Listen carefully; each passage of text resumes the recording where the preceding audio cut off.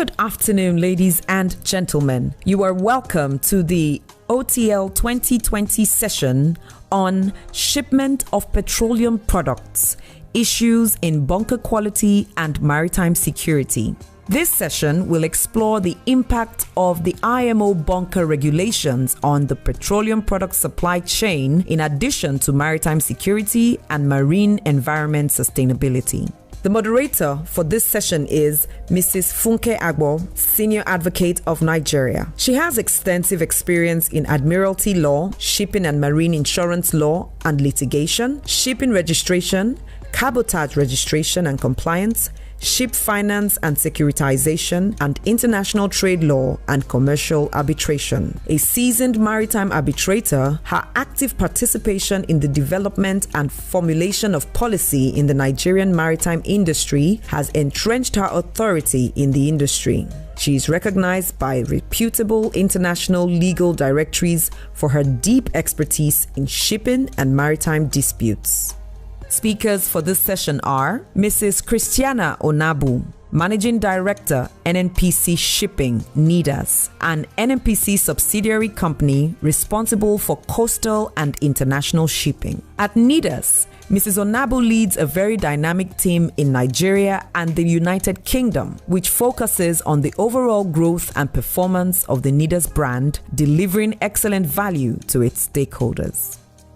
High Chief Dr. McGeorge Onyung, President of the Ship Owners Association of Nigeria and Managing Director CEO, Jeffcon Oil and Gas Limited. He has over 30 years experience in diversified fields in both marine transportation, industrial fishing, and the downstream upstream sectors of the Nigerian petroleum industry. Though a trained physician, general practitioner, and consultant enzymologist, High Chief Dr. McGeorge Onyung has made a mark as a ship owner and maritime entrepreneur.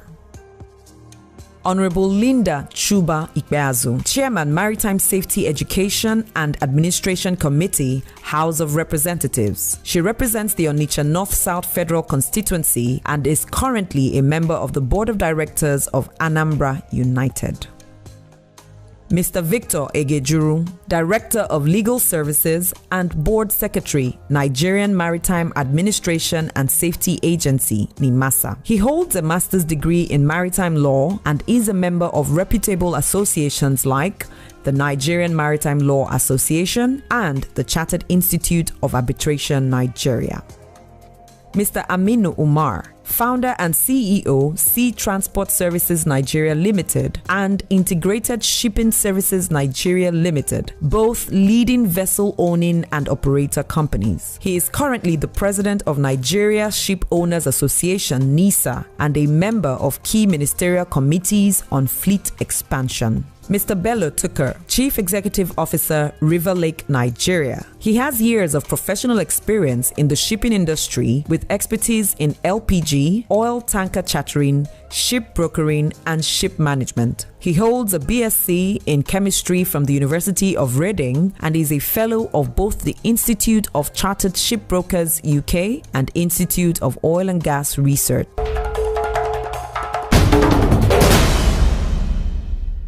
Address this conference. This issue is very important to us, and like you said, it has it has an effect on our bottom lines, and we are very happy to say, just like the COVID-19 that has kind of spared Africa to a large extent, God in His infinite mercy decided to give us low sulfur crude. So if our refineries were working at the right levels, we would have been producing low sulfur products. However, since we are not lucky to have our refineries working, we have been able to importing petroleum products. And NNPC and DPR, in their wisdom, have made sure that, even before the 2008, when these things started ringing a bell, we were importing low sulfur products. So naturally, our members fall into two categories.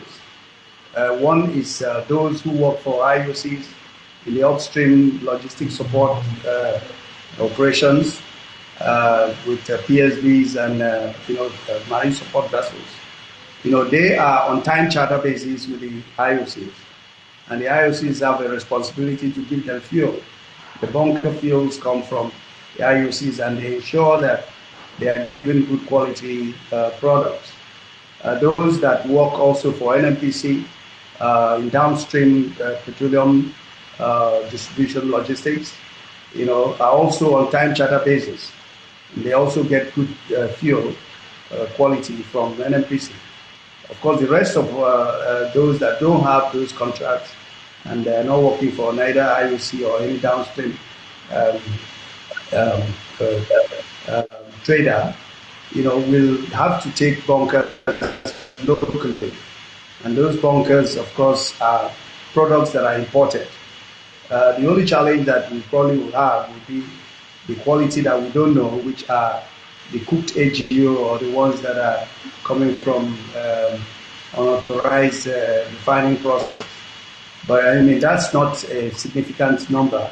But talking about our members and limiting this discussion to our members of Shipowners Association of Nigeria, I would say that we're fairly compliant in what the IMO 2020 regulation.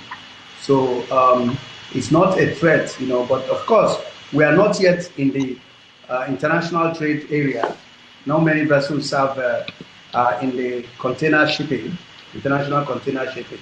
Those are the ones that will leave our shores and travel far and wide to other countries where the bunker quality may not be what we have in Nigeria. In such cases, of course, they will have to, if they don't have good bunker qualities, they'll have to install scrubbers and certain devices, in their fuel system to ensure that they are compliant. But in a nutshell, our members are good for now, and they shouldn't really have a significant impact on the services that we render in terms of bottom line. I think that's my contribution for now. Yeah. Oh, thank you very much indeed, Dr. Young. I think that was very helpful and very enlightening. And it's good to know that your members are not finding it too difficult, given that they are not really operating in the international trade sector where they would need to have larger vessels plying the oceans, and therefore the fuel oils have to be cleaner. And we know that some of these fuel oils that are used, heavy fuel oils, are usually the ones that are the culprits. And you have mentioned that you can use scrubbers, which makes it a little less expensive for vessels who are for owners who have fleets of vessels, that it will take a long time for them to be able to achieve the emission rate of 0.50% as opposed to 3.50%, which operated before 2020. So, but quickly, I believe that Mr. Umar has vessels, bigger vessels that ply internationally. And so maybe he'll be able to tell us what sort of challenges his fleet, as an owner of a large fleet of large vessels, whether the compliance with IMO is in any way constraining to him. So we'd like to hear from Aminu Umar, please.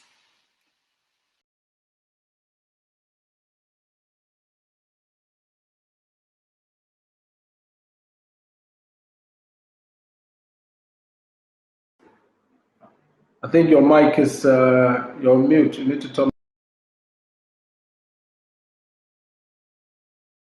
Aminu, you need to unmute.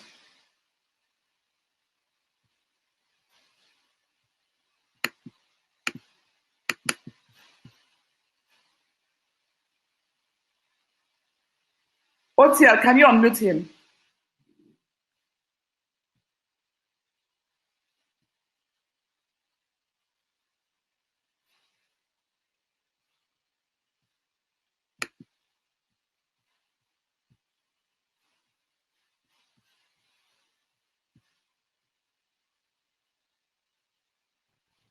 Hello, can you hear me? Yes, we can hear you now. Sorry, I hope you heard the question. Can you hear me now? Yes, we can hear you. I hope we heard the question. Okay, so first I say thank you very much, and it's an honor and privilege to be on this platform to make this presentation. I'm going to speak louder. Can you hear me at all? Yes, but if you can you raise your voice? It's a bit low. Okay. Yes, can you hear me now? Okay, please carry on. Thank you.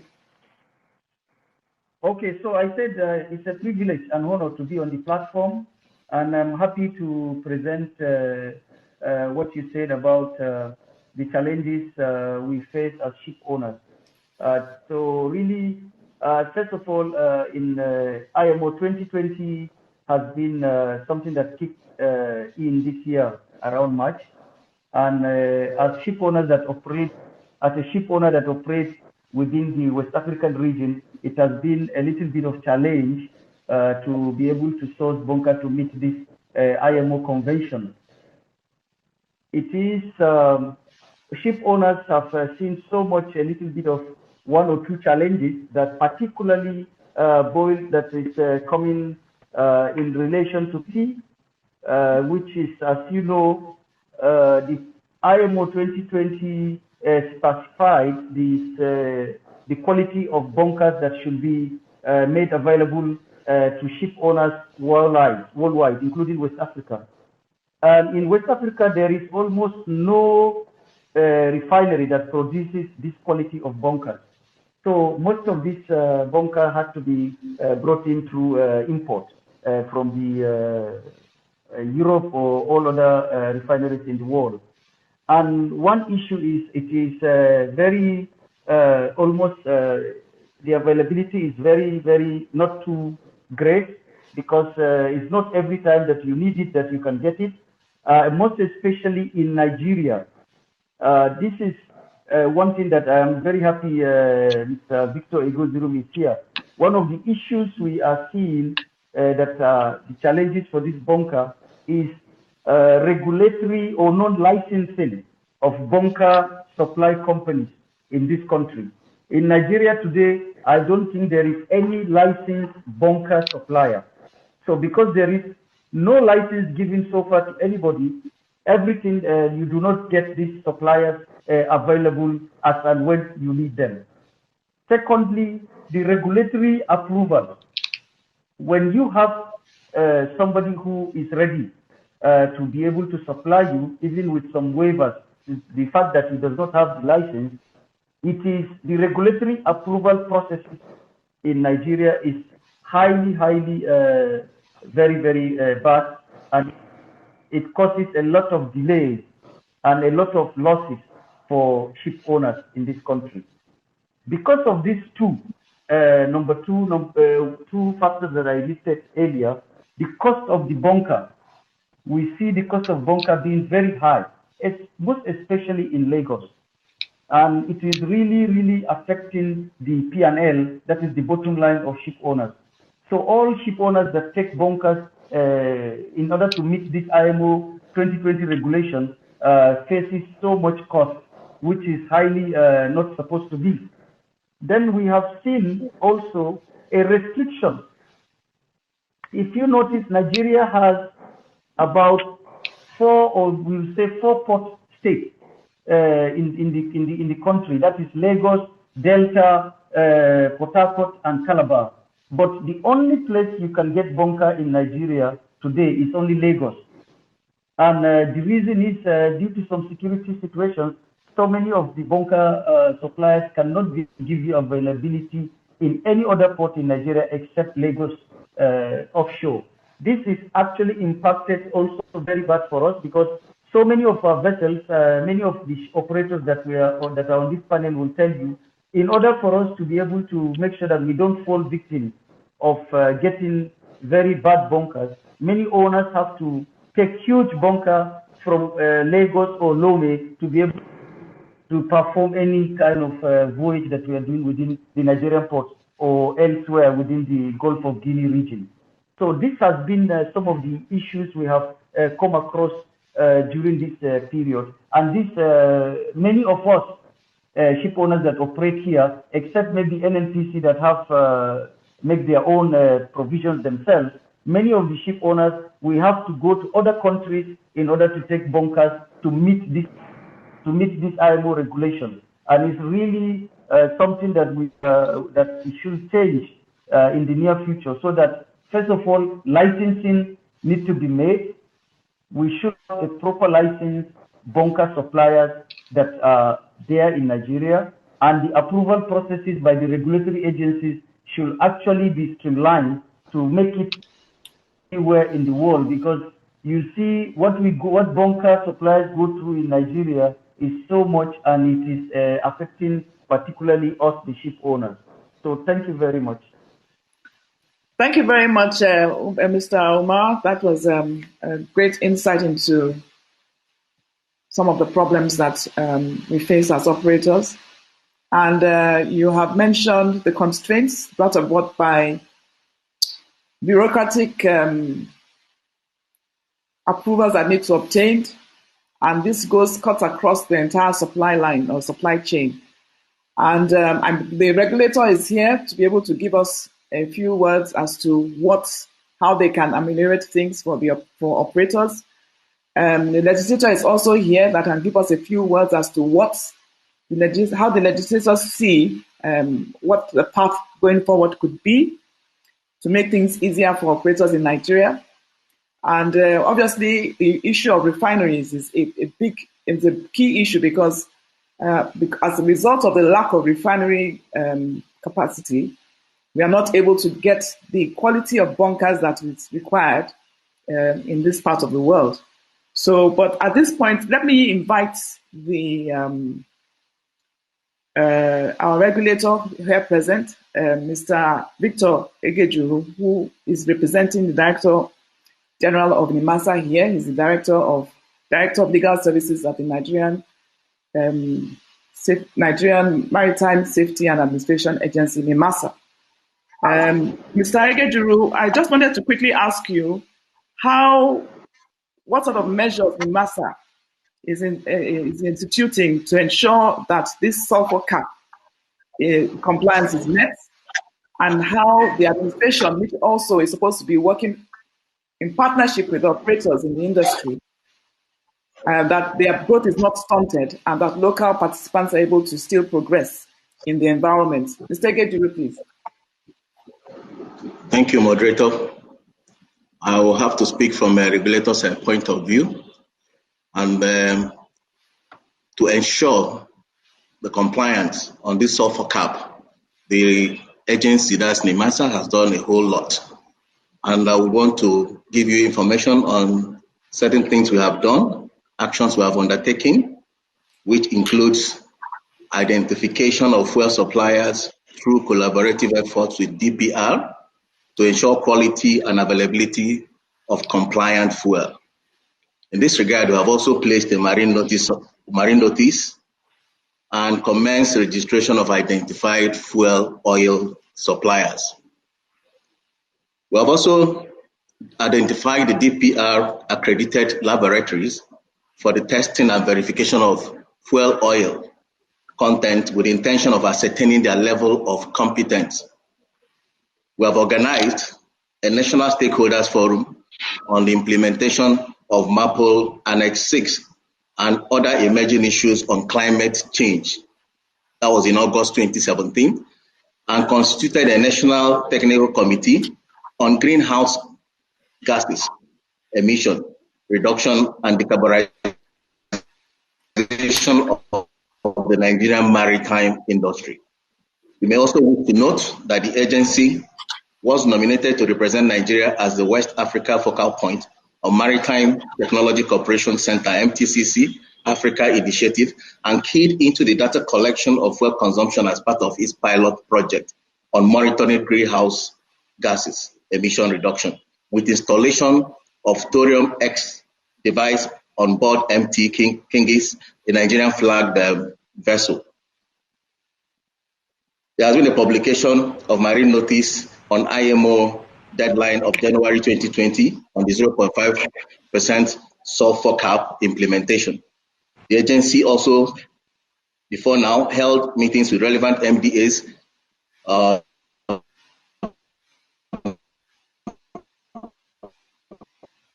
such as DPR, NMPC, MPA, the Nigerian level of preparedness towards IMO deadline of January 2020. And this was in December 2019. The agency participated as active member of the Technical Committee Working Group of Experts on Petroleum Standards, Draft Standards, constituted by Standard Organization of Nigeria, SON, for the review of standard specification on 0.5% limit. That was in February 2020. Presently, the draft standard on marine fuel, which was prepared by the technical committee, has been approved by FEC. In other words, Nigeria has set the 0.5% sulfur cap limit standard. We have other activities in progress, and these include one,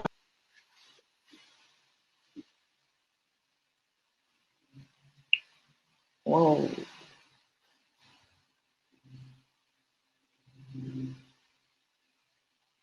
I think we've lost Mr. Gejiru for the meantime. I hope he comes back very soon. the table implementation and enforcement.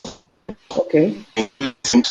Merchant bill. There's a current draft merchant bill, which to the National Assembly as a review of the existing Merchant Shipping Act of 2007.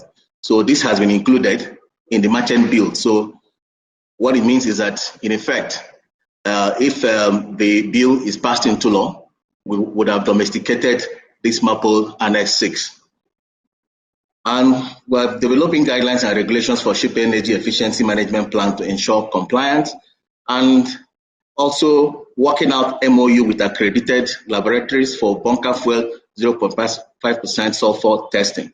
We also have proposed further activities, which include meeting with modular refinery operators and fuel oil suppliers towards ensuring availability of the compliant fuel, collaboration with NMPC and private sector on maritime bunker infrastructure hub to ensure compliant fuel oil availability. We are also developing guidelines on ship implementation plan, exhaust gas cleaning system, and other relevant Annex 6 guidelines. Sensitization of stakeholders through awareness programs. This will be coming up, if not for the COVID pandemic. We had about 2 or 3 of them scheduled for the year 2020.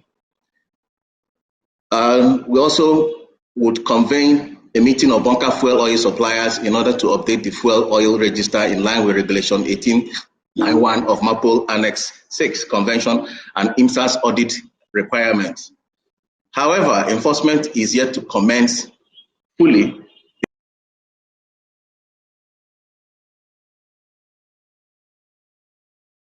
given the activities we have embarked upon to ensure compliance, for full enforcement will take place when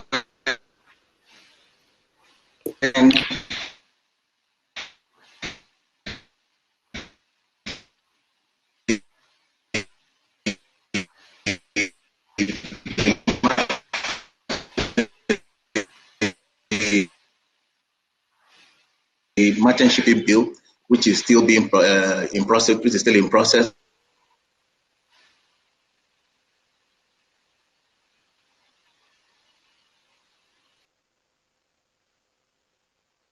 Mr. Gejiru.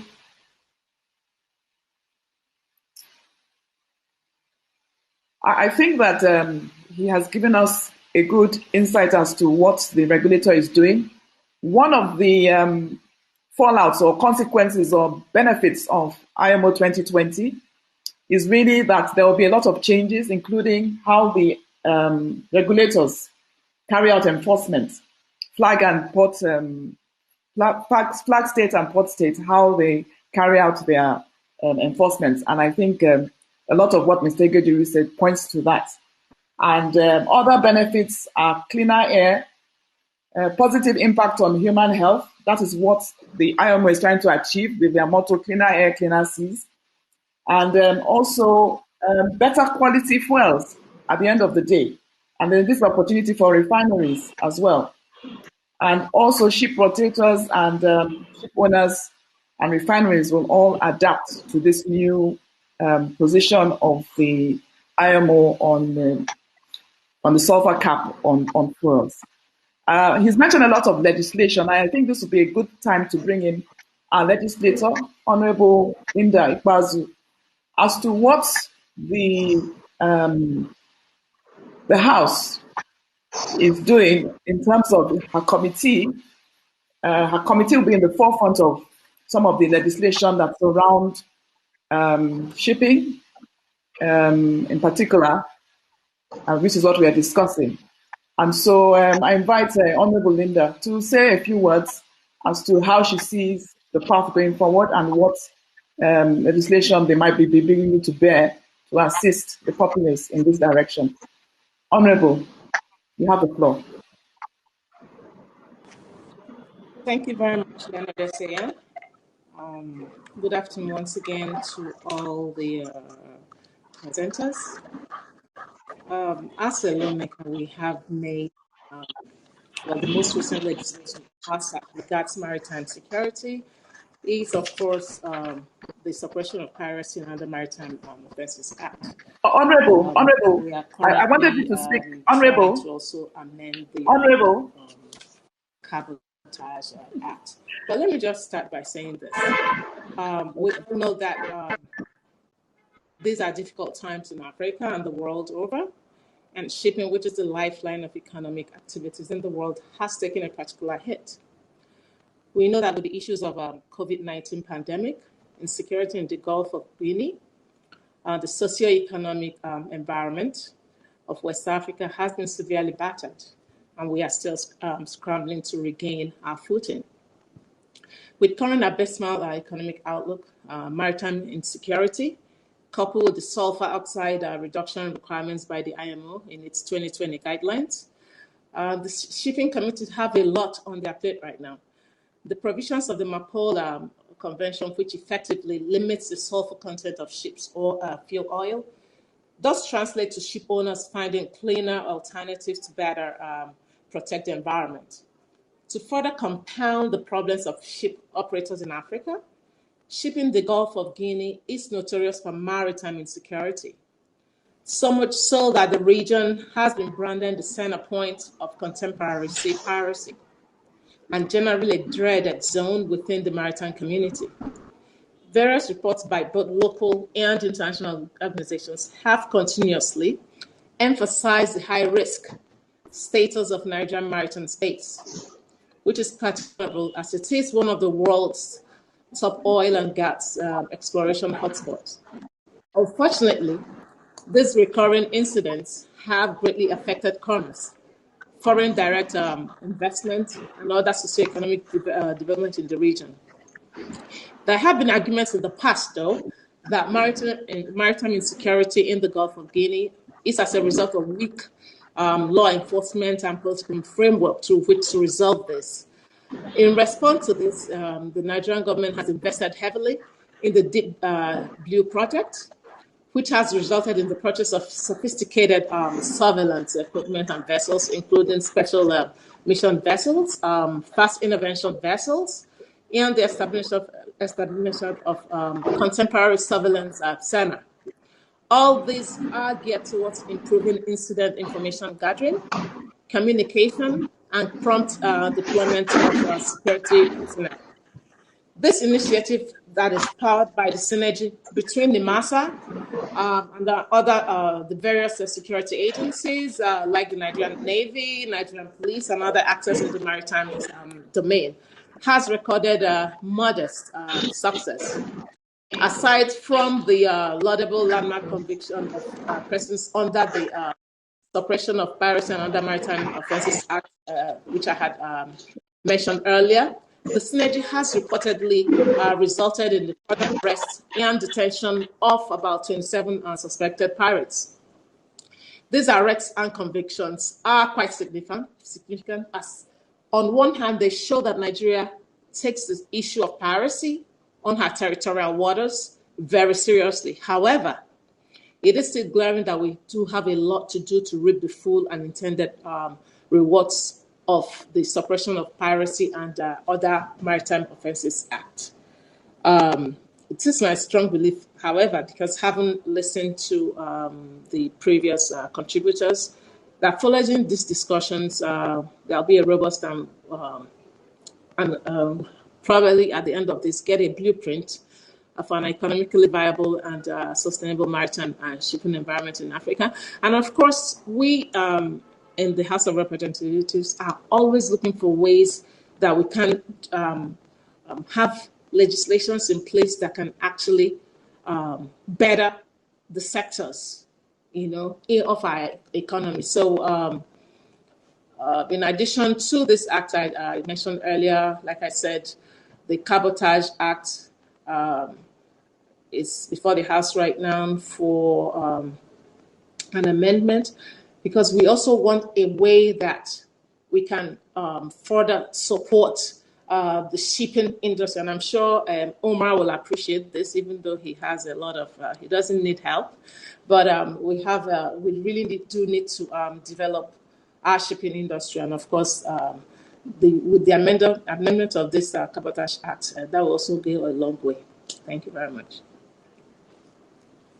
Thank you, Honorable, for raising also in your discussion the issue of maritime security, which is also front and center of what we want to discuss today. We acknowledge the fact that you've worked very hard in producing legislation that will help the industry as generally, and in particular, we are also part of the IMO, and therefore we are bound to follow the regulations of IMO. And I'm aware that at the National Assembly, a lot of international conventions in the shipping sector have been made part of our law and domesticated. And it's also important that whenever we are domesticating these laws, we ensure that the laws, even though they apply internationally, that when they apply in Nigeria, they actually benefit the Nigerian populace, which is what we are trying to achieve. So thank you very much for that. Very quickly, can I just ask Mr. Kaji, who might give us an international perspective of the issue of the compliance with IMO 2020. I know that your company, you own a fleet of vessels as well, and also you are meant to be complying with that. You operate in West Africa, but I imagine that you also operate in other parts of the world. So can you just give us your perspective as to how compliance with IMO 2020 is affecting your particular business? Thank you. Thanks a lot. Good afternoon, and thank you very much for the opportunity to be here. It's a great opportunity and a fantastic event. It's great to see that COVID hasn't stopped OTL moving forward. So well done for achieving that. Congratulations. So I think on the issue of the IMO and what we've seen in terms of the incidents, in terms of how 2020 has come about, I think that the expectation for where things were at the beginning of the year, we saw a sharp increase in the price of the compliant fuel. The differential went to $400 over the 3.5% material, which was obviously, to the point you mentioned on the international circuit, a big win for people who had installed scrubbers and could consume that. And then the availability question that was brought up earlier became a big issue, where compliant fuels were a real problem. Since COVID has happened, I think it's distorted the situation. You've seen the $400 differential narrow to $50. So the impact of compliant fuel has been less significant in terms of 3.5% fuel versus 0.5% fuel. The very low sulfur versus high sulfur fuel difference has narrowed significantly. Especially now that you've seen the Middle East reduce its production significantly, there's actually a disproportionate amount of high sulfur crudes that are not coming to the market. So actually the amount of compliant fuel is more available proportionally than non-compliant fuel. So I'll raise that just as a point that I think we're seeing a window which, once COVID passes next year, probably changes the dynamic a little bit, but it's made the availability of low sulfur fuel more available. I think that the point raised about difficulties of getting compliant fuel in Nigeria is a good point. That problem has been in other parts of the world as well, and has been a real problem for ship owners, because we are, on our vessels, have had an issue of compatibility of fuel. We've had to stop vessels in ports. There's been problems of cargoes destined for Nigeria. We've had cargoes on bigger ships destined for Nigeria that have had to be stopped in ports, brought to be offloaded the bunker, change the bunker fuel because of compliance issues. Because once you have these very low sulfur fuels, the engines face some issues where sometimes the mixing hasn't been done right, or the fuel that's compliant doesn't quite fit the parameters that are needed on calorific and viscosity. So there's been real issues in seeing that the compliant fuel is suitable for use, and has impacted the tradability of the ships using that fuel. But I think from a trade perspective, the IMO 2020, the significance of IMO 2020 was well felt at the first quarter of the year, where we really saw the impact of a shortage, where you've got a market. I mean, the marine market consumes about 4 million tons a year of fuel oil. It's the dominant consumer of fuel oil. So that impact of switching over to a low sulfur or a diesel feedstock rather than the heavy fuel was really noticed, and you had a shortage of it, and it became a big issue.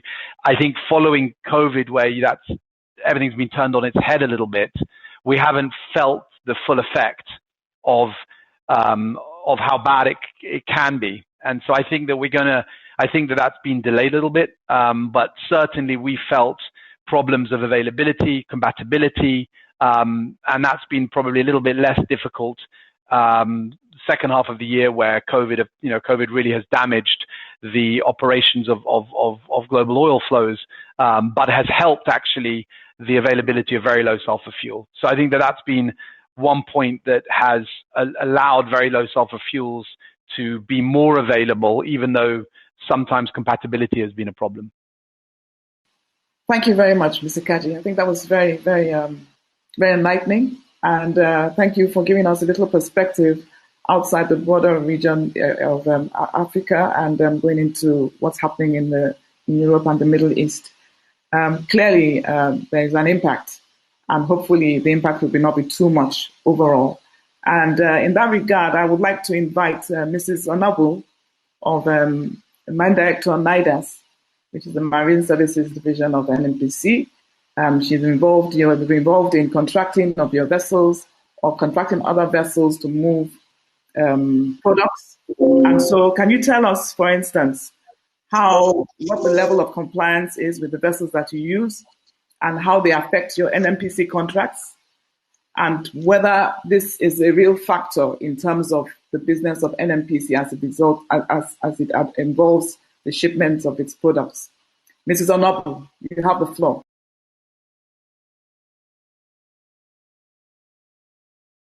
Sorry, Mr. Tuko, I would quickly ask you to just tell us, while we're waiting for Mrs. Onabu, to tell us, because we know that you're very much involved in the shipping market. You trade, and you are a broker, and you know a lot of what is going on. What are the trends? What are we seeing these days in terms of, I know that you have a particular concern that, issues to do with lack of bunkers, good quality bunkers is an issue. And of course, I think you also subscribe to the view that there is too much bureaucracy involved in obtaining licenses to bunker and so on. So, Mr. Tuko, please, you have the floor. Okay, thank you very much. And thank you very much, OTL, for this opportunity. So let me just give a brief introduction of our company and what we do. River Lake Shipping.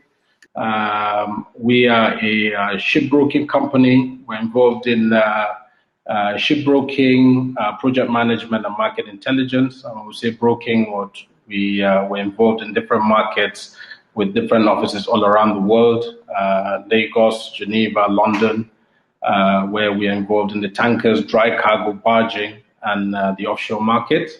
And also on the project management side, we are involved in terminal development and marine operations, as well as building of SBMs.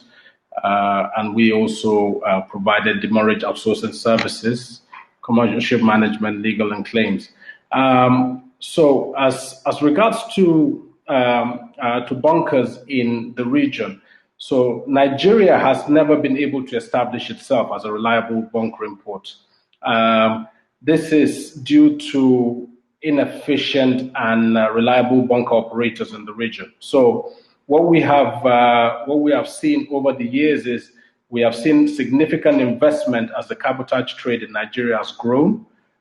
These investments were made by Nigerians and other foreigners who have gotten themselves involved in the cabotage trade, especially in the past 5 years when a lot of the gasoline, which is our main import, has been the major driver. Maritime security is really front and center of a lot of things going on in the world. And before piracy and armed attacks on vessels, international trading vessels, we never really used to hear about maritime security until then. Maritime security really became a buzzword from around 2003 when there was a lot of attacks on vessels in Somalia and so on, in the Gulf of Eden. And as the Honorable Legislator, Honorable Linda Ikwazu mentioned, the Gulf of Guinea has been a hotbed, and Nigeria is part of the Gulf of Guinea. Gulf of Guinea geographically is the area between, say, Gabon to Angola, and we are right in the center of it. And so it's a real issue for us, because apart from the fact that it creates a security situation for our energy, it also creates security situation for our food, fishing, maritime resources. So it's important that we try to get this out of the way, but we know that maritime security, actually, the roots of maritime security are land-based. Until we are able to deal with the land-based issues, I don't think maritime security is going away in a hurry. But having said that, I think that we have a lot of increasing reports about maritime security in the press over the past couple of years. In fact, I don't know whether this is maritime security, but recently, I think over the weekend, there was in the news that a vessel, a ship that had left Nigeria to the UK had been breached by stowaways who were now threatening the crew, and the British government had to do like a kamikaze type of attack on the vessel to be able to free the crew of the vessel. And we heard that they were Nigerians, so that was no surprise. But all of that that's all in the air now. We wanted you to just give us quickly your experience at NMPC in respect of the IMO 2020 issue, compliance issues with the vessels that you charter or that you own in an NMPC, and how it has affected your contracting. So just do that for a few minutes. You can do it for about the next 3 or 4 minutes. That would be helpful because we are running out of time. Thank you. All right. Thank you so much, moderator. And thank you, distinguished ladies and gentlemen. A lot has been said on the quality of the bunker fuel we use in Nigeria and in the Gulf of Guinea. And NNPC is not left out in this. We are all aware that NNPC is almost the sole supplier of the clean products in Nigeria now. We have a lot of coastal vessels that use bunker to run their engines. We're equally involved with the international shipping businesses in our DSDP supply, direct sales, direct purchase, clean product supply. So just in a nutshell to say that NMPC is complying to the IMO 2020 0.5% mass by mass sulfur content. Because we realize that it is important to our operations. We know that shipping business is a high risk, high cost and capital intensive business. And so for our head owners and the NNPC, who is the despondent owner of these coastal vessels, were very mindful of the quality of bunker we use. And a lot of the panelists that have spoken have actually confirmed that NNPC coastal vessels and the bunker fuel we use in Nigeria, though imported, meets the IMO 2020 0.5% cap. And so energy security is important to NNPC. NNPC also is mindful of our core values in our businesses, which is summarized in our TAPE agenda, which is transparency, accountability, and performance excellence. So that mandates us to ensure that we comply. Again, the three entities under the NNPC shipping business are all accredited and certified members of IMO, OCIMF, and all our vessels are class vessels. So I can categorically say that NNPC is fully compliant. And this we take into consideration in our contracting, both in our charter party and time charter contracts of the coastal vessels and the international business we do. So because our coastal vessels are on time charter, we provide bunker for the vessels. So we are complying, and NNPC will do everything possible in its power to ensure that we maintain that 0.5% cap. Thank you, Mrs. Onobu. That was very, very, very. That was very short and succinct, and I think was very clear. Hello. Yes, I can hear you. Can you hear me?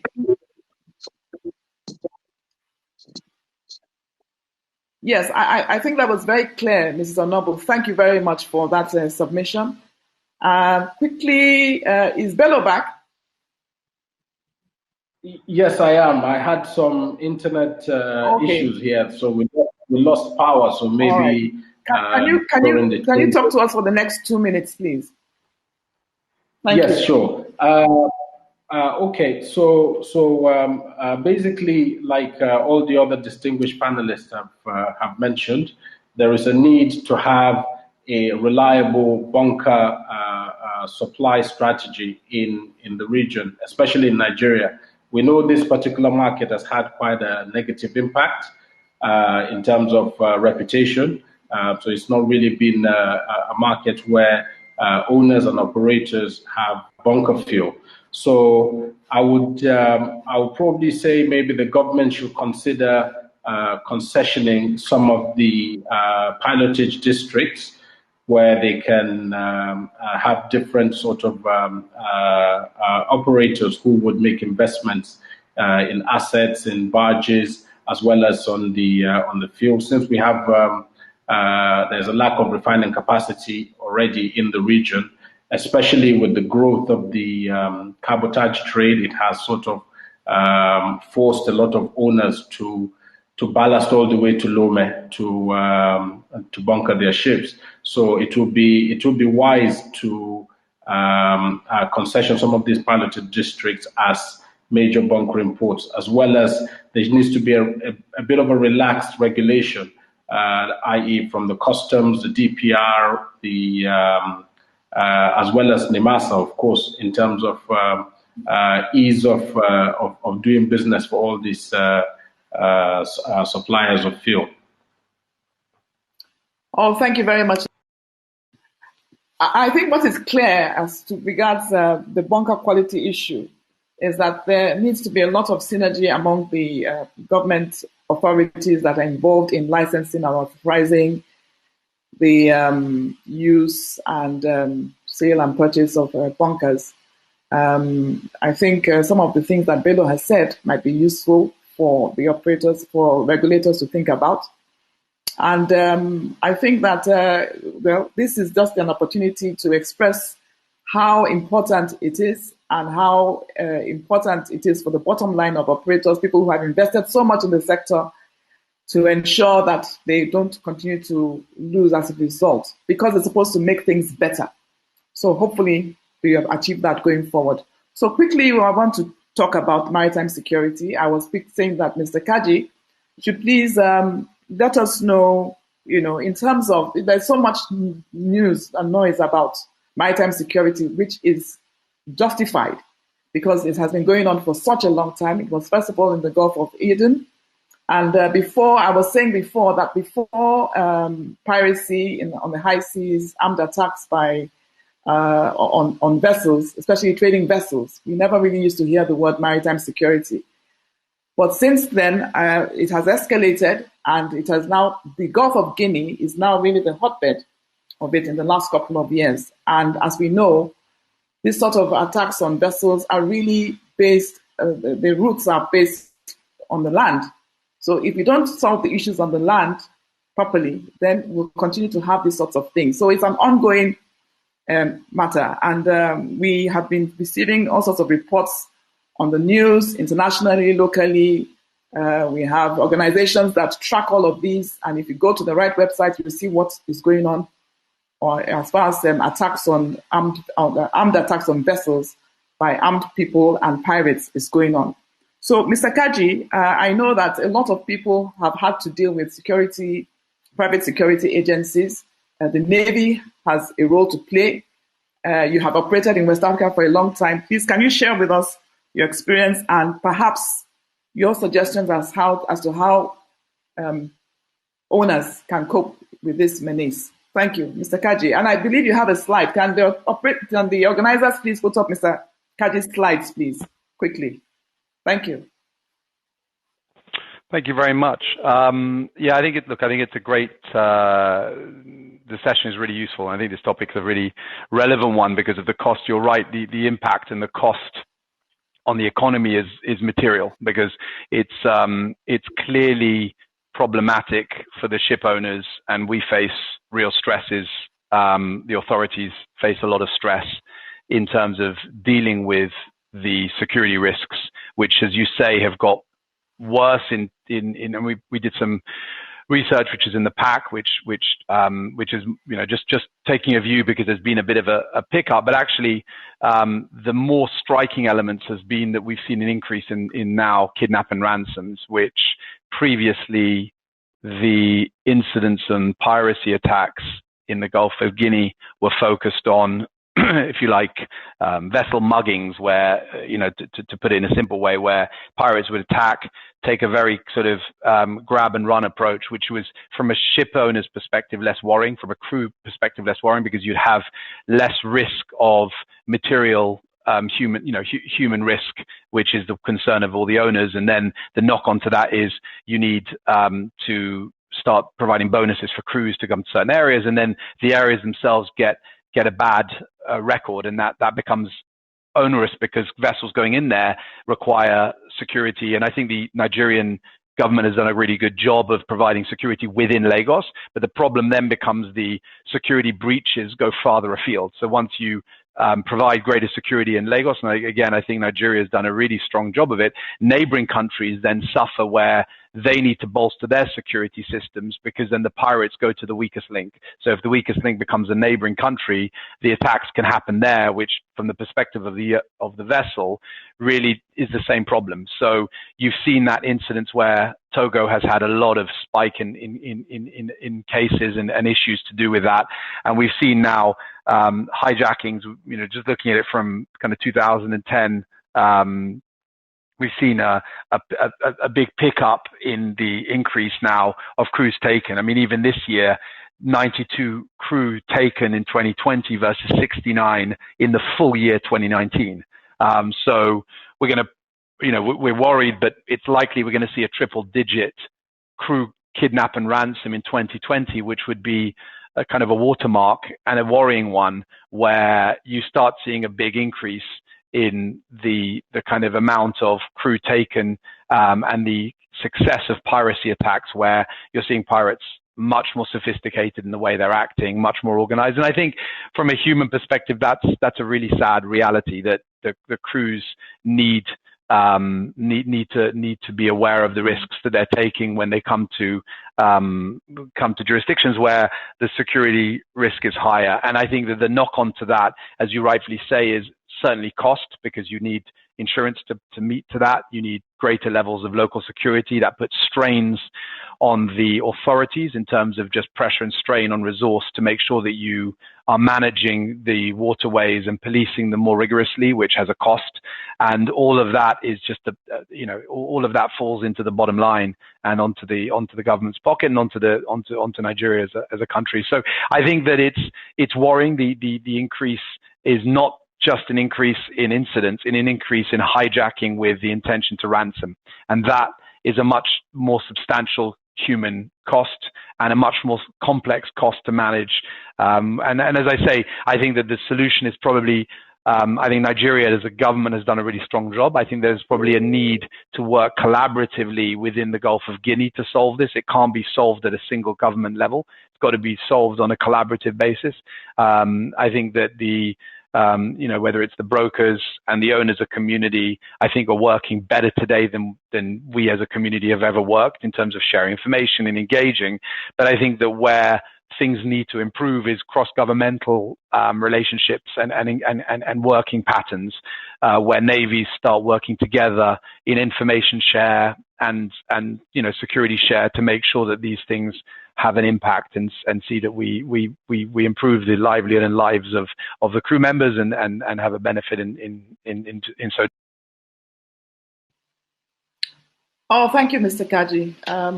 Thank you for that nice summary of the kind of things that one is experiencing in this on the issue of maritime security in Nigeria and across the region. Clearly, as we said, it's not a problem that one country can fix. It's something that is going to require collaborative action across the region, and we know that there's a Gulf of Guinea Commission, and I think Nigeria is part of that. And the navies of some of these regions, of some of these countries, are trying to work together over a period of time, and hopefully the synergy that is developing will try to at least reduce the incidence of kidnapping and ransom and the sort of new war that's being waged at the moment. Can I quickly ask then Mr. Egejuru, who is one of our regulators, NIMASA, whether how they see the collaborative nature of what Nigeria is doing with other countries. We know that Nigeria has done a lot of work, and it's for Nigeria, it's important because energy security is also really key, as well as ensuring that our maritime resources are also preserved, as well as ensuring the safety of people who operate in Nigeria, crew who come into Nigeria, that they are safe and secure. And so, Mr. Egejuru, please let us have your viewpoint on that, especially with regard to the SPOMO Act. And I think Mrs. Honorable mentioned that, and see whether, the Honorable mentioned that, and see how best suited the law is to combat these menace. Thank you. Can I ask Honorable, are you still with us?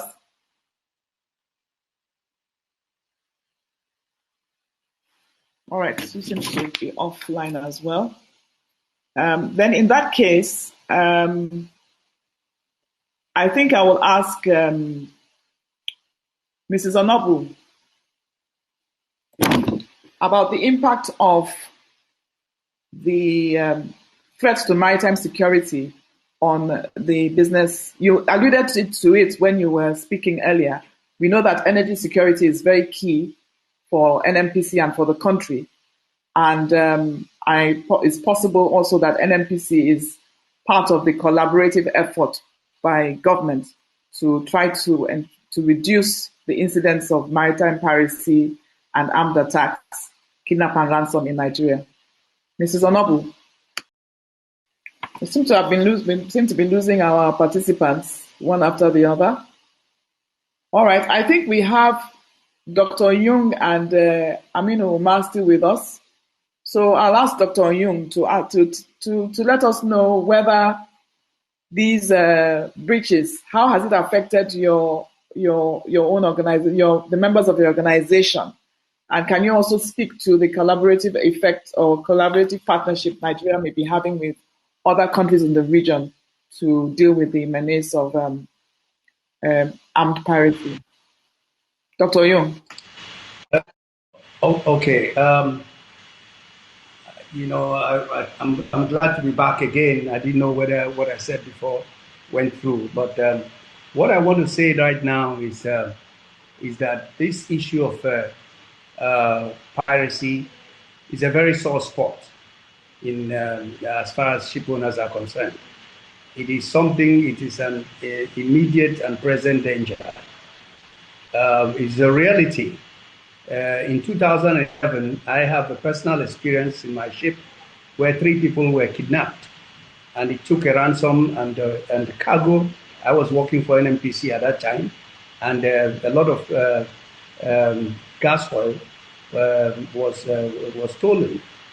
And at the end of the day, it was a nightmare. However, I got the same experience again, 2015. This time 7 people were kidnapped. The first was 3. And I had the problem of facing, almost 100 people streamed to my office, the relations and wives and loved ones of these people who were kidnapped. And they came to my office. I had to tell them to give me only 5 representatives per person. And I still had 35 people that I had to talk to and deal with. Now, kidnapping and piracy is very, very serious. I appreciate the efforts being done so far, but we want to say that the seafarers, we ship owners take seafarers as members of our families. United Nations has also said that they are the most important workers on earth because they control over 90% of global trade. And even in this COVID era, the seafarers were in the front lines even before medical people, because they had to bring all the supplies to all the places that were needed. Having said that, back to our region, it is a real danger, and it's something that needs to be addressed. The trauma, I'm also going to address the trauma. I'm a physician, and I see the trauma that seafarers suffer when they are kidnapped. It's like I've never experienced it before, because it's a sore point also. It's like raping someone. The stigma and the nightmare that comes with it. It is very bad. And anytime somebody is kidnapped on our ship, we as ship owners, we don't sleep. It's like something has happened to our child. So it is a very, very psychological, devastating issue. Having said that, we think that, the collaborative effort is going to work. We also think that a lot needs to be done. The Deep Blue project need to come on stream really fast. I'm glad that Mr. Kaji mentioned the fact that Lagos is really getting quiet, because of the measures that are taking place, which is some of the collaborative efforts that some stakeholders are having with the Navy and so on and so forth. Although this is being treated as a controversial issue, we as ship owners think that it is a kind of solace for us if we have a semblance of some calm somewhere. I mean, it's like valet parking. If you want to park your car, valet, you pay a little bit more. And if you want to go to the general car park, of course, you stay in line and, of course, pay what you need to pay there. Having said that, I want to say that there's need for collaborative effort, an interagency collaboration with stakeholders. And I want to say that ship owners are very important in this, whatever efforts that are being made. Because, we are the ones that will report the incidences as they take place. And a lot of communication has to be, between ship owners and all the government agencies that control this. The legislative solution that has come is also very, very interesting and very, very good. 20-something people have been arrested and all that is good. But, I think the government can do more. Now, my suggestion is very simple. We look at seafarers as very important workers. And having said that, if you look at the Philippines, that has 400,000 seafarers, they rake in $6 billion to the Philippine economy every year. I'm thinking that we need to collaboratively deal with this land-based issue, which is the training and keeping the youths and the restive hooligans are what I would say that create all kinds of problems into check, giving them some training.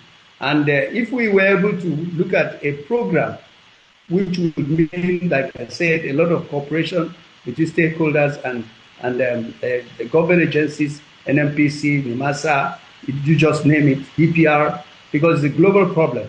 They can train a lot of seafarers and take their restive youths out of the streets. And also, but you cannot train them without having ships. So we have to look at a holistic approach to this problem. Ship owners must have ships that can train and help in the deployment of these people who are trained. We cannot just train people and leave them to roam the streets.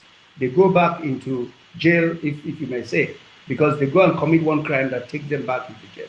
So on my own part at this point, I think that a lot needs to be done. And we ship owners, it's for our own good. Because if we have crewmen that are safe, that are not traumatized, that are not like demonized, and even the risk of death, because in some cases, these people shoot you and kill you. And then, of course, when somebody dies, that is the end. So on this note, I think the organizers of this conference has done well to bring out this issue, which is very, very, tacky and very strong in our business. Thank you very much. Very much for. Thank you very much. Yes. Let me go to Mr. Umar, president of NISA and also a ship owner. You obviously you know about all of this. I mean, you are right in the middle of all of the issue of maritime security as a vessel owner with crew on board, and it's always so disheartening when you hear about kidnappings. Every time I don't know any of these people, but it is always so terrible when you hear people and they've been kidnapped for days, weeks, months before they are released, and some of them don't even survive it. And these are ordinary human beings who are just trying to put food on the table for their families. And they were the ones who were almost hardest hit when COVID came, because even IMO, the international community, was crying out for people to help these crew people. So, Mr. Umar, what in your view should be the measures that ship owners should take to limit or dealing with these sorts of threats? Thank you. Thank you, Madam Moderator. Actually, this is a very, very important issue that is affecting all ship owners. Like you said, it is something that we go through every day. And just like what Lauren said a while ago, it is something that we go through it as a ship owner day and night. And as most especially when you are transiting or operating within the Gulf of Guinea. And this we have seen, just like in your introduction, the Gulf of Guinea incidents for piracy has skyrocketed. And I see that Lauren tried to give you a historical view of how it progressed from what we used to be just a little bit of case of robbery. It has become a case of now kidnapping. And it has metamorphosed from something small to big issues. Like even the kidnapping last year, we have seen unprecedented numbers that has never happened before, where almost the entire crew has been kidnapped, the whole crew on ship. It has never happened. I don't think it has ever happened anywhere in the world. So the record is so frightening. Really, this piracy has affected every ship owner negatively. The impact is so negative on us, particularly to our cost of running the vessels. There is almost no ship owner that operates within the Gulf of Guinea or even transit the Gulf of Guinea that has not got an additional cost that is not anywhere applicable except here in the Gulf of Guinea, where you see increase in your insurance cover. We had to take war risk insurance on all our vessels. Many of the ship owners have to go into what is called K&R policy, that is kidnap and ransom policy, which is not applicable anywhere in the world. And in addition to all this, there are conditions that you need to make in order for you to even, for your vessel to even be eligible to be covered. So there are so many expenses. Some have to fortify some citadels in the ship. Some have to go get some barbed wire that we see around houses now. On many of the ships that come to this country, you see this barbed wire around the ships. Is all in order to meet the conditions of the insurance. And then in addition to that, just like what doctor says, even the parking area has become, anchorage area has become where you have to pay money in some areas in order for you to get cover. So really, this is it is something that we will need a government intervention. And going by the question you asked, what are the owners of ships, what are we doing to be able to mitigate this? One of it is what I've mentioned, the insurance. Most of the owners have to, by all means, take all this insurance I've listed to you, which is adding more than 100 or 200% their insurance costs. Many of the owners have to go and put up what is called anti-piracy policies and anti-piracy procedures on their ship. And this involves so many things that you'll put on your ship, including the training that you have to put, or drills that you have to conduct for your staff, or the ship staff, the onboard crew, as well as the office. So many owners are already putting that in place. Then you have, again, in addition, you have escorts, particularly all the owners that do business within the Gulf of Guinea or within Nigerian coast. There are areas you cannot even think of going without you hiring extra escort. So, and many of the ship owners pay a lot of money to be able to get this escort. Not only the cost of the escort, the waiting period for you to even arrange the escort is what is even more costly for the owner. You will see vessels waiting in order to be able to get the escort line up. They wait for sometimes up to a week. And up to a week means the cost of your freight, more or less you have completed the entire journey standing in one area, trying to just put together this escort. So this has impacted negatively on all of us. And ultimately, this cost sometimes and most of the time transfers to the ultimate user, which is particularly Nigerians. For all the product that come to this country, these costs are already factored in. And that is why most of the cost of any product that comes to Nigeria is more expensive than when you compare it to other places. Even if some of them, like the petroleum product we're talking about, are highly subsidized, but they're still that expensive. Because at the end of the day, these costs are all factored into these products. Another thing is one of the major issues or major things that we go through as ship owner is that we end up going through what is called restrictive movement. Restrictive movement means there are areas in Nigeria, particularly in the Gulf of Guinea, you have to time. What time do you have to be there? Because it's dangerous to be there at certain period of the day, or it's dangerous to transit those areas in a certain period of the day. So all this again impact on your cost of voyage, because the voyage at the end of the day becomes so expensive for you because you're doing that. Another one is the owners try to give a certain distance. For example, most of the owners transiting Gulf of Guinea keep a very high distance from the coast. Some maintain over 100 miles away from the coast. Some maintain 150 miles away from the coast. This impacts negatively on your bunker consumption because you are too far away, and it means if you are supposed to make a journey of 2 days, you end up making a journey of 4 days. And this adds to the cost of your running the ship. Now, as a ship owner, what are we looking from? What do we want from the agents, from the regulatory bodies and our government? We have, I believe, through the associations, have so many times engaged government, particularly the regulatory bodies, our body here in Nigeria, NIMASA, to look at possible ways of also finding solutions to these things. One of it, which is what Lauren also mentioned already, is there should be some collaboration between the Gulf of Guinea nations.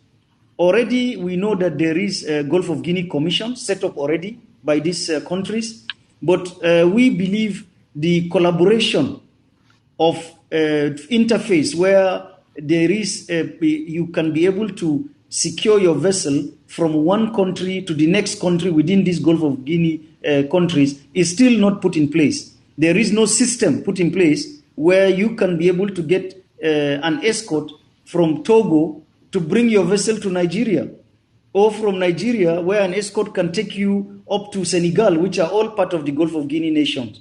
But unfortunately, this system has not been put in place. And I think it is important, since there is already a commission that is funded by all these nations, and all the representatives of these nations are already part of this commission. There is need for this for them to have this system where you can secure an escort as you enter the Gulf of Guinea nation waters to the end of the Gulf of Guinea nations.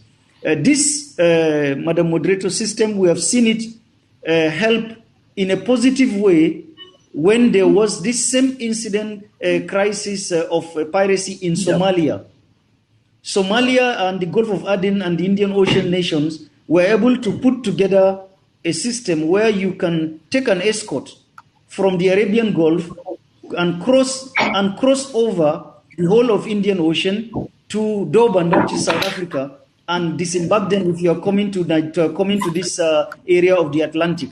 Or if you are going to pass through the Mediterranean until you cross maybe close to Egypt, that you can, this escort will now drop and proceed back to their base.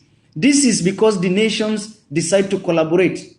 And we have seen the impact. Immediately, those, the piracy situation there has totally gone down. Now, since we are facing this one, I believe that the moment they can put this in place, we will see a lot of these things will go down. Number two, we are, as ship owners, would love to have an engagement, particularly with the nations or the Gulf of Guinea Commission, together with our regulators here, to look at the strategies in order to, because like Dr. Oyong says, like Lauren Kaji says earlier, it is impacting, we are at the receiving end. The ship owner is actually the person receiving the blunt every time, because it is your own staff that is kidnapped. And I think it's just a simple example is like if you have a security issue in your house, there is need for somebody to discuss with you to be able to know what is the way to handle it. So we are and I think Ship Owners Association have made so much submission to be open and say that we want to engage with the government to see how to come up with a solution and a strategy and look at the best way forward in way to cope this menace that we are facing today called piracy. And in number three, I would like to suggest, again, we copy from what has happened in the Indian Ocean and the Gulf of Aden. They licensed these nations. After collaboration, they license some private security companies who provide escort for all the ships that transit or pass through that area. These private companies made sure that we engage them. Every ship owner engages these companies, which you don't engage them privately, you engage them through your insurance. And this help in bringing down, in the collaboration with the navies of the world that were stationed there, to bring down this menace of piracy in the Somalia and the Indian Ocean. We believe it is important for Nigeria or all the Gulf of Guinea nations to license some of these private security operators to be able to conduct escort for all the vessels that transit in the Gulf of Guinea or come to the Gulf of Guinea, so that it will make it easy and it will be more regulated. Because now it is difficult, like I said, we cannot be able to move escort from one country to the other because the only escort we use are the military escort, and I don't think by law it is allowed for them to go from one country to the next. So, like if they had licensed some private sector security operators, we might see a lot of these things being brought down. The other thing is there is need for a study. Can you quickly wrap up, please? Yes. Because okay, it's very important. What you've been saying is really, really important. I'm noting them down. So please, just help me wrap up. Okay, just a few minutes. The last one. There is need to have a study, and I think you had it from Lauren, who said that yes, we have seen some kind of a drop in the graph, showing that there is none that happened more or less recently. But maybe after this season, there is likelihood, and based on this issue of COVID-19, with all the situation we are having globally or in Nigeria, in West Africa, there is likelihood this graph will go up. Starting from who knows, the next few months. Because really, I think if there is a study from year to year, month to month, area to area, there is likelihood we can be able to, the authorities can be able to zero down on which are the best possible strategy to come up with in order to cope with this menace. So thank you very much. I stop Thank here. you very much, Aminu. I think that you've given us a lot of food for thought.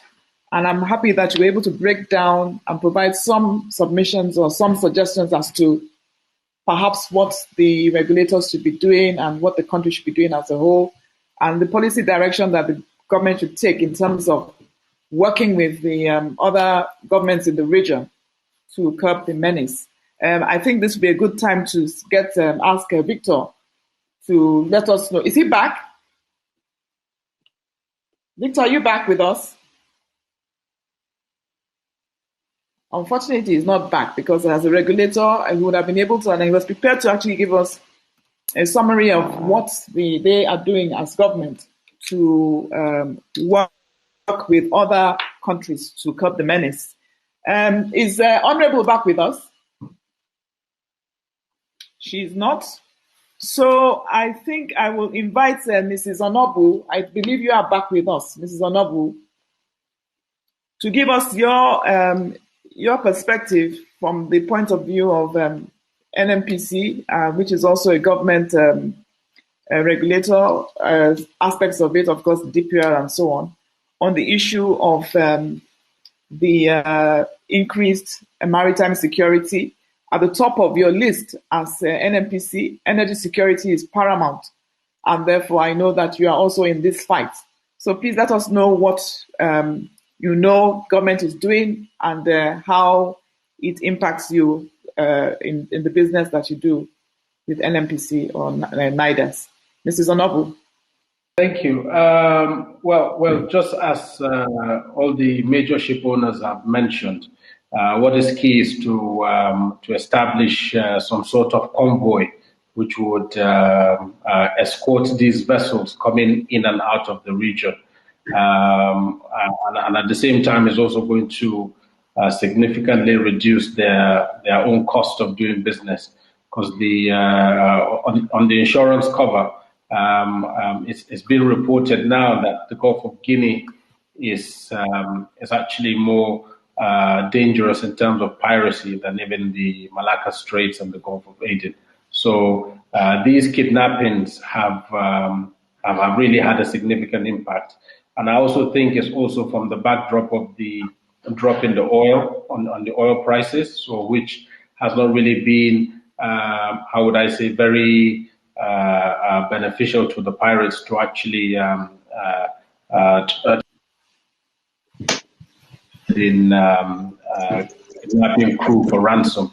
And of course, as you know, the Niger Delta militants have been armed for a couple of years now. And with the amnesty program that the government has introduced over the years, I believe some of them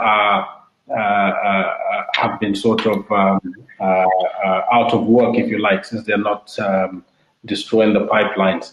And for that reason, they've resorted to actually kidnapping ships for ransom.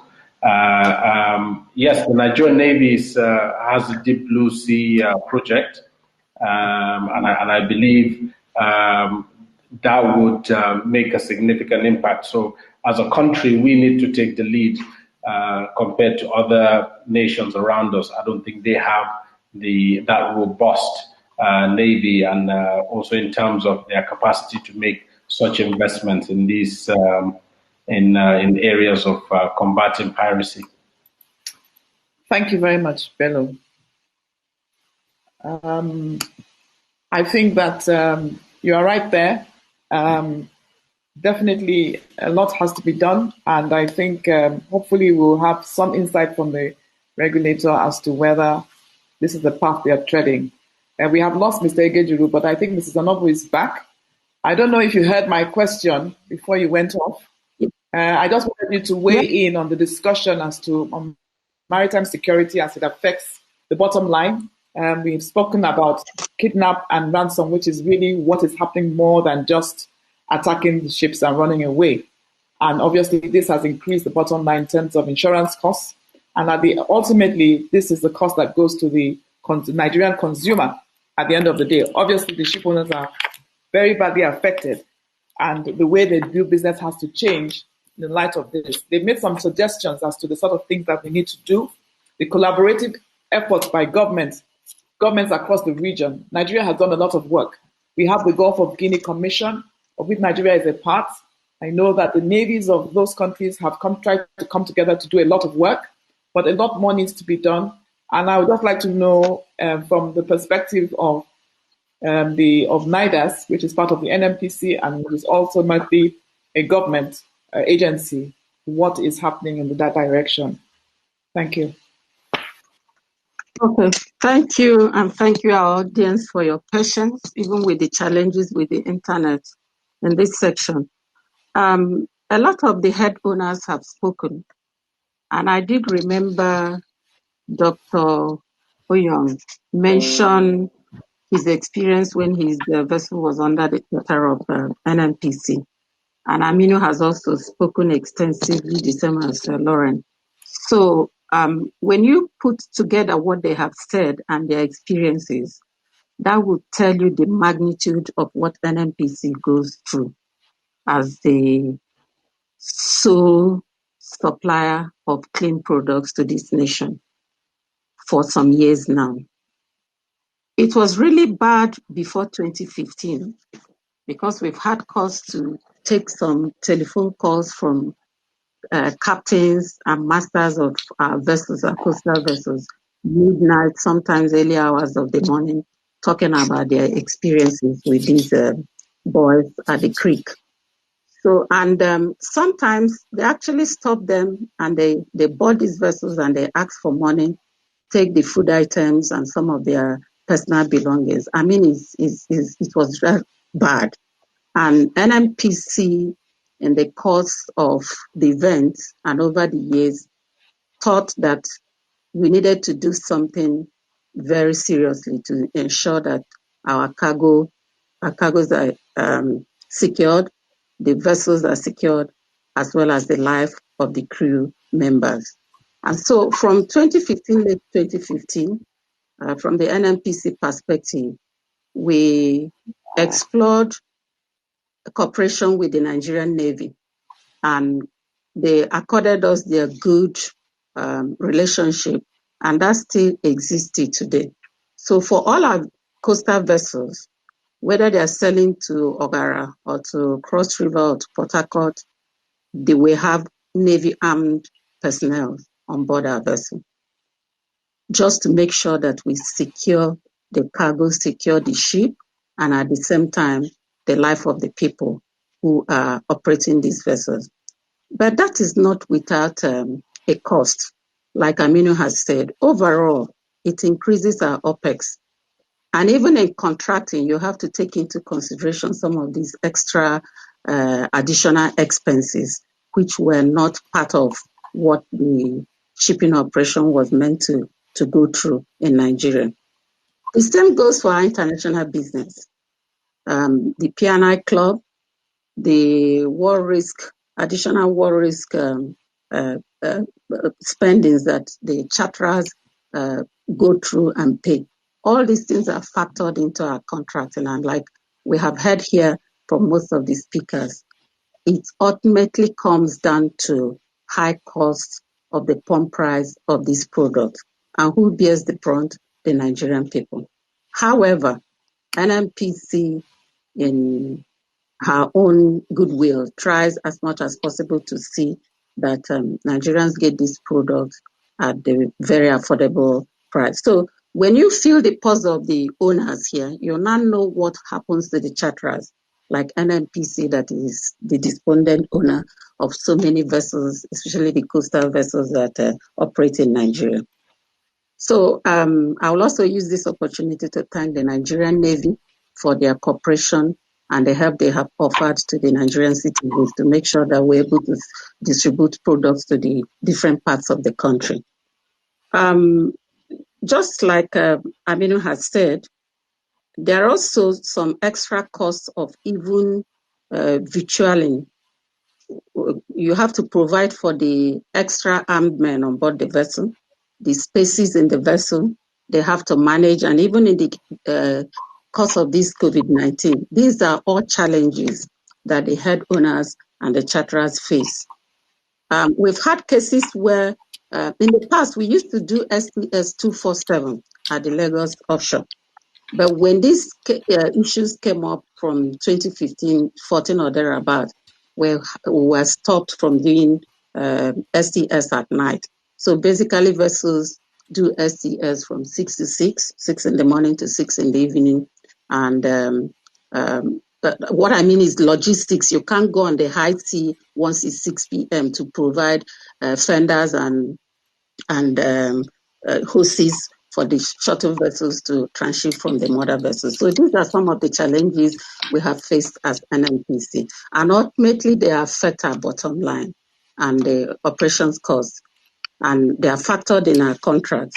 And like some of the speakers have also said, what is the way forward? The way forward is, like they have mentioned, just to buttress again, the regional cooperation collaboration is very important, and wider stakeholders engagement to ensure that the import vessels are secured and the coastal vessels are also secure, just like we've heard that was done in Somalia. And these things are not out of the way.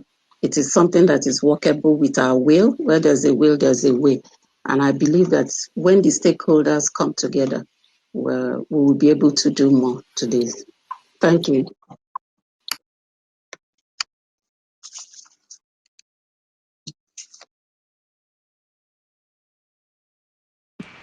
Unmute. I keep muting when I'm ready to stop talk. I don't know why I do that. Thank you very much. So I was saying that, Mr. Noble, that was very well explained. I think that it is clear that everyone is affected, government agencies and individuals. NNPC has got the benefit of the Navy to provide support. The Navy also, I think, also provides support for other private companies, but there has to be definitely some kind of organized support, which may be at the altar of collaboration under the auspices of the Gulf of Guinea Commission, where all the countries can come together and agree the way forward. I think that is really key, and I think this is one of the things that have come out from this discussion.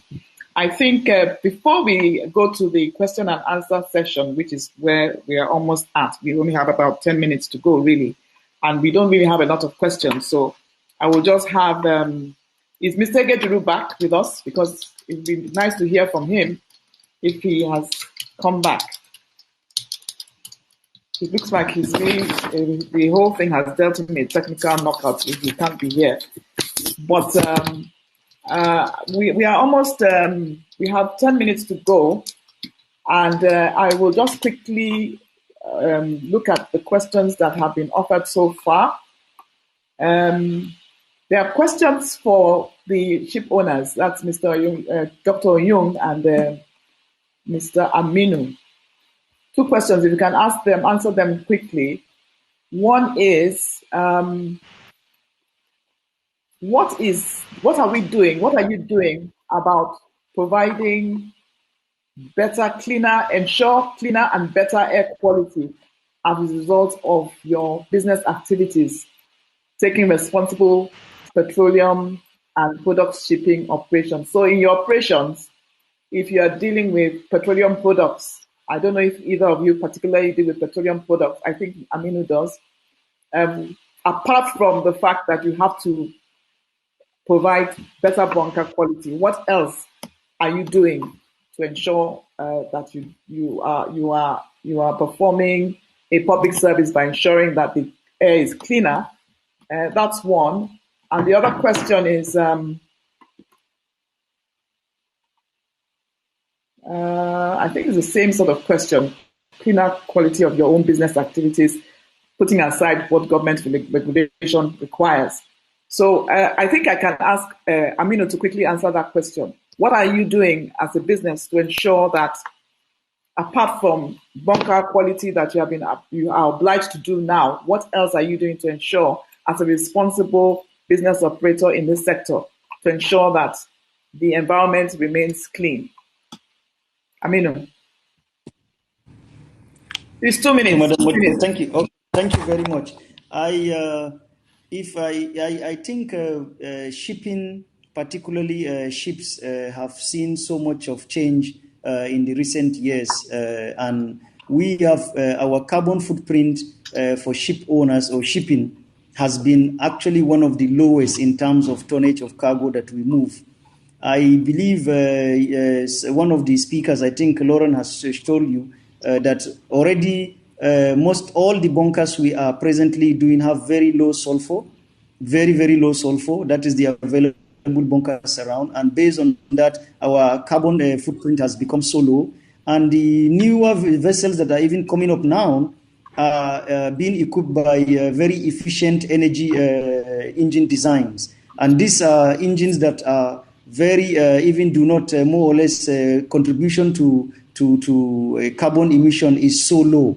And I believe based on IMO regulation, I think by 2050, the emission graph is showing that we will go so far down that our everything from shipping side will almost be at the top of the sector that does not give any more carbon emission to the atmosphere. Apart from that, the other part of it is the ships are run, actually all the ships that we run or are run today have all different certification processes that make sure that pollution to the environment is not in any way allowed. And if Mr. Victor will have been here, all the Nigerian flag, we have a certification that is to make sure that there is nothing like pollution, and certification that cover pollution, particularly like the civil liability certificate to cover that you do not pollute the environment, you do not pollute anywhere you do business. OCIMF, which Mrs. Onabu has already told you. No, it's not me. It's not me. But anyway, I think that your answer was very clear. I have one more question, and I think I'll put that to Laura. Okay, thank you very much. Still with us?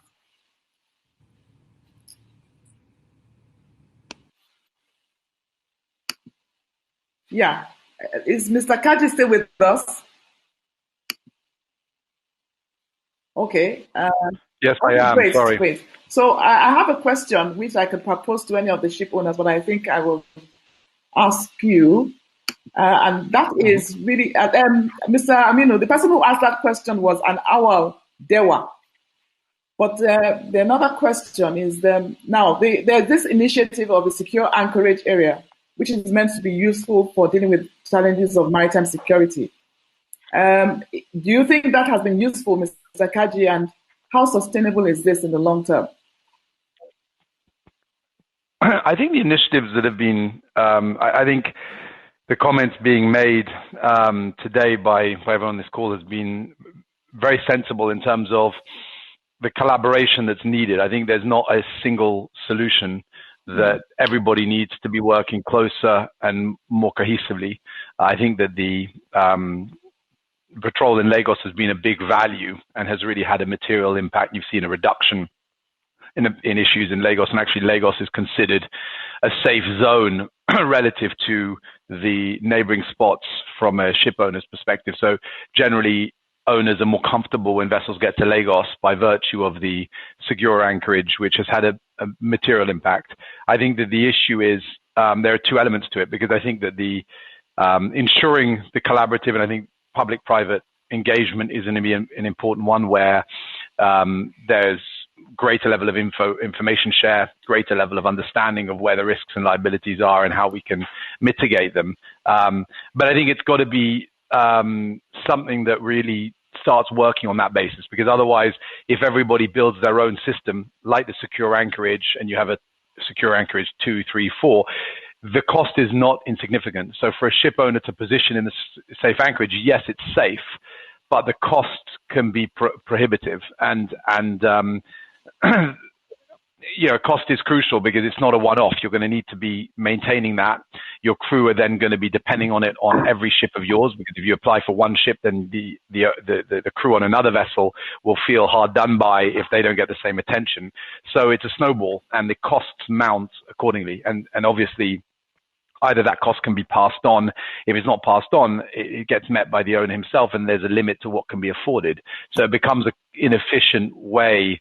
I think that the solution to me is probably more of a collaborative public-private engagement, where there is an increasing trend towards sharing and working together, both cross-governmental, government to private, and we find a way of bringing the cost down, of increasing the knowledge bank of how these areas can be made more secure. But I think it's evidence that things can, when you create a kind of a circle of security, it has a materially beneficial effect. So that's a good proof to the point that working together, I mean, that's a formal commercial solution, but that could be done informally through greater info share, through greater collaborative working streams. I think that is a good proof that we should be working towards that, and seeing that we make the waterways safer and bring the costs down for the. Yeah. Thank you very much, Laurent. I think that was quite clear, and I think that it's clear that in terms of issues of maritime security, it is really key that the collaborative effort of the countries across the region is something that should be focused on, and that would really help to bring down the costs of securing vessels coming into Nigeria. After all, shipping is a business. The people who are operating the vessels, their investors, their shareholders, expect to make a profit. And so at the end of the day, and we know that shipping is, it is by way of shipping that global trade is moved. So shipping is significant and is not going anywhere. So it means that maritime security is front and center in this situation, and we all have to find a way of dealing with it. I think that we are coming to the end of the seminar.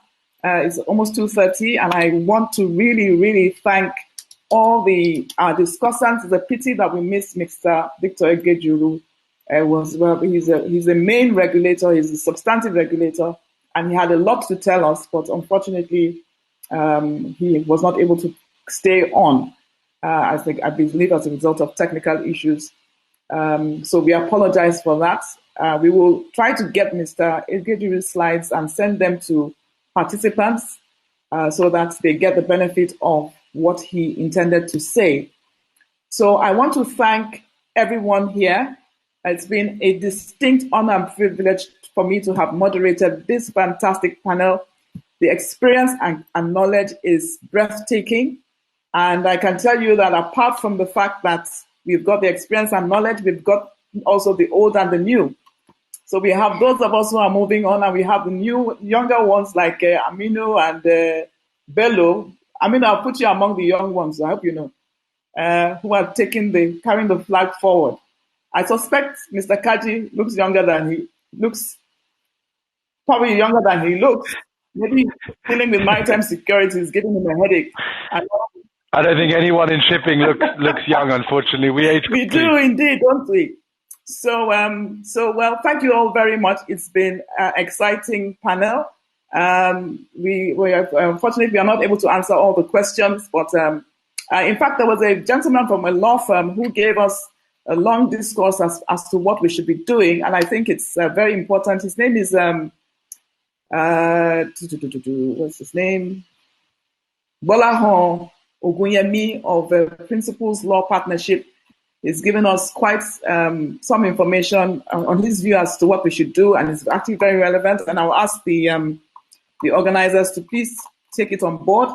On the issue of bunker quality, I think the general consensus is that, it's a good law, it's a good regulation, it's here to stay. And even though it will impact bottom line of operators in the short term, in long term, I think it's better for everyone. And on the issue of maritime security, a lot of information has been shared, a lot of submissions and suggestions has been proffered. I think key is a collaborative effort across the regions and also wider stakeholder involvement with what the governments are doing, even more specifically, ensuring that on a country-to-country basis, there are licensed private maritime security providers who can assist the operators and the ships in moving around this area. And so really, I think it's been very useful, and I'm really happy that I have learned so much here, and I hope all the participants have also learned as much too. So thank you all very much, Mr. Kaji, Dr. Oyung, Mr. Omar, Mr. Bello, Mrs. Onobu, Mr. Gediru, even though he's not here. And I think, Mr. Kaji, I hope I've called everybody. And obviously, Honorable Linda Chuba Ukpazu, who obviously was able to join us on her busy schedule. So I won't take much more of your time. Thank you all very much. And please enjoy the rest of your day. Bye.